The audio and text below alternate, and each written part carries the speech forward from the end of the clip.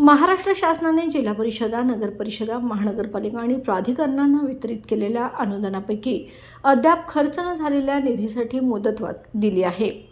वित्त विभागाच्या नव्या शासन निर्णयानुसार दिनांक 31 मार्च 2023 पूर्वी वितरित झालेला व अद्याप अनखर्चित असलेला निधी 30 जून 2025 पर्यंत खर्च करता येईल। मात्र त्यासाठी दिनांक 31 जानेवारी 2025 पर्यंत निविदा प्रसिद्ध करणे आवश्यक आहे।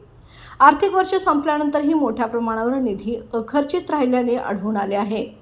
यामुळे शासनाने आधी 28 फेब्रुवारी 2024 पर्यंत निधी खर्च करण्यास परवानगी दिली होती। मात्र अद्याप काही संस्थांनी निधी खर्च न केल्याने त्यांना अंतिम मुदतवाढ दिली आहे।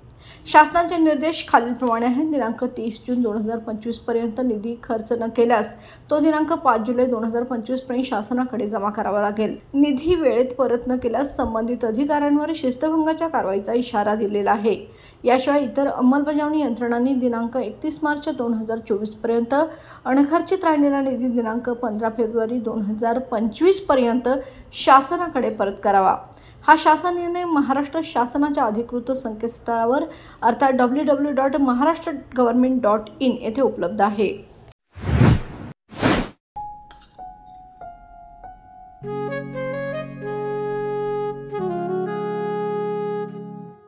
बाबा, आज येताना बासुंदी घेऊन या ना।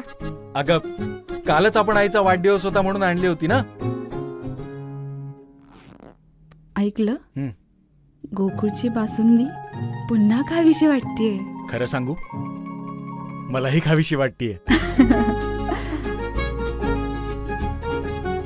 पुन्हा पुन्हा खावीशी वाटणारी गोकुळ बासुंदी।